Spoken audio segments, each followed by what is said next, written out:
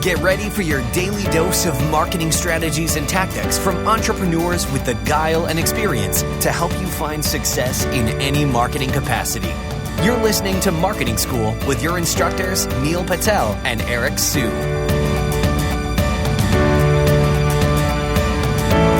Welcome to another episode of Marketing School. I'm Eric Su.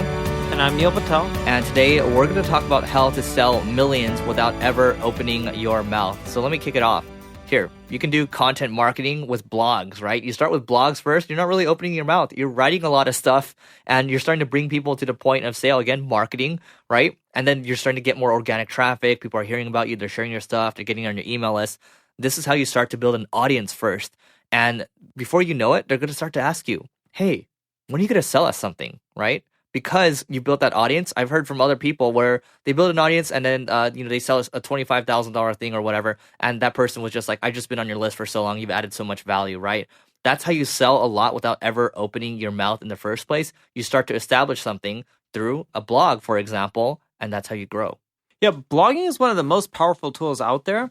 It's just pure education. If you go out there and you're selling people, what are you doing? You're convincing them to go buy from you. On the flip side, let's say you're reading Single Grain or neilpatel.com and we're just giving you a ton of free marketing advice. And you follow our advice for 6 months, a year, you start getting results and you're happy. What ends up happening? You're going to be like, oh my God, Eric's amazing, Neil's amazing. Look at the results I've gotten from following their information. Eventually you're going to be like, if this is the results I got from just following their information, what else do they offer? Do they have some software? Do they have some products? Do they have some services? You'll end up researching and then you'll end up buying. I was interviewing someone who named Amanda. She used to work at iProspect. And when I was interviewing her, she was telling me a story on how one of her largest clients was RIM or BlackBerry. And there was this lady that she would end up dealing with at RIM, right, or BlackBerry, with the on-page SEO and digital marketing and all that kind of stuff. And this lady would be like, oh my God, we got to follow whatever Neil says. It's really easy. Anything he says, we need to end up doing. This lady from BlackBerry was reading my blog all the time. She would love the information. And she was telling another company that they were paying that, hey, we need to follow this advice.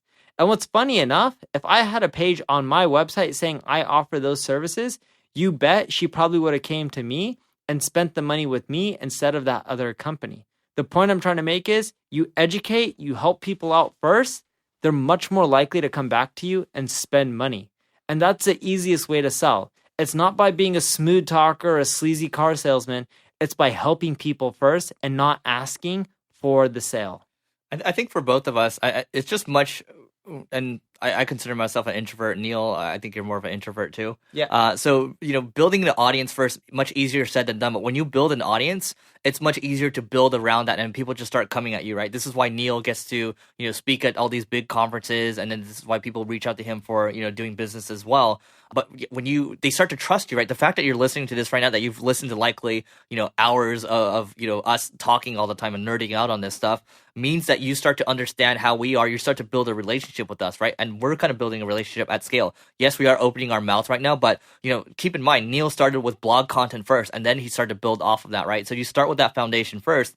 And if you don't want to ever open your mouth, okay, fine. You can run ads, you can build an email funnel, you can build a chat funnel, all this different stuff.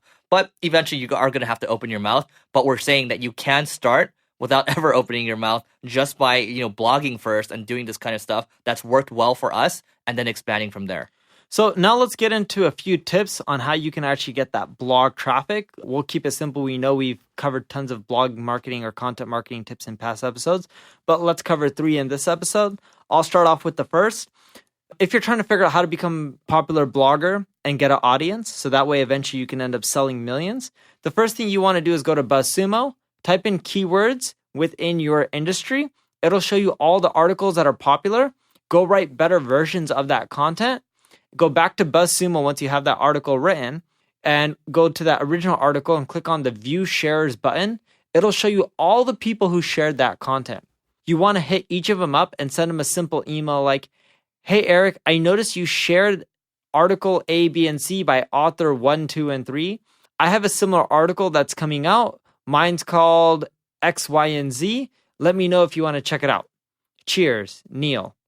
And in most cases, people will respond with, sure, love to see it. And then you send them a link and they'll share it, as long as your content's a lot better. Because if the original article was popular on the social web and it was like 10 advanced ways to do yoga as a beginner, and yours is 101 advanced ways to do yoga as a beginner, people are going to be like, oh, wow, I like the original. This one's more in depth with more content, more images, is super thorough with step-by-step instructions. Yeah, I would love to share this. Yeah, number 2 is, this is a tried and true, SEO tactic, guest posting, right? And Neil and I, at least for me, I don't really do a lot of it anymore. I still do a little bit of it. So guest posting is basically, you might go to a HubSpot, for example, or Entrepreneur Magazine, for example, and then get an article written on there. You give them the content. They all want more free. They all want more free content on their site. Good thing for you is you get a link coming back to your site. So as of today, link building is still important. You can write all the content you want in the world. Just, you can for sure follow the skyscraper technique, reach out to these people, link to that content, but you still need to keep link building ongoing. So I can tell you in the early days when I first, saw or came aboard Single Grain, what happened was, we didn't have a strong link profile. So we did a lot of guest posting, a lot of content production, and that's what helped us create a higher domain authority. And that's what got us more search traffic. And then from there, we started to piggyback off of that, started to build an email list, started to build more of a following, and, start to build a true foundation. So just keep that in mind. Links are still important. Number 3, my buddy Mike from Dr. Axe uses this one. They get over 20 million visits a month. Kid you not, over 20 million visits a month. And what they did is they went to semrush.com, put in all their competitor URLs. It showed them all the most popular pages that their competitors are getting traffic from. They rewrote all those articles and just created better versions of it. Now, here's the little twist on the strategy.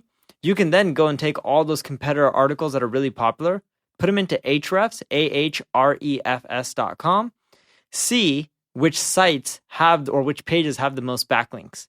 And you want to look for the ones that have the least amount of backlinks and have enough views where it's still worth you writing on. So you're taking the most popular articles that don't have a lot of backlinks and writing better versions of those articles, because the chances are you can rank much easier for those on Google and you can get tons and tons of search traffic just like they are. All right, so that's it for today. But before we go, we want to tell you about a episode of Problem Solvers, which is on the Entrepreneur Podcast Network.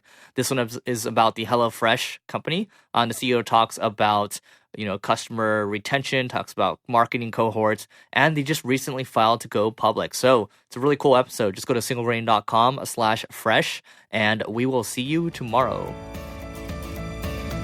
This session of Marketing School has come to a close. Be sure to subscribe for more daily marketing strategies and tactics to help you find the success you've always dreamed of. And don't forget to rate and review so we can continue to bring you the best daily content possible. We'll see you in class tomorrow, right here on Marketing School.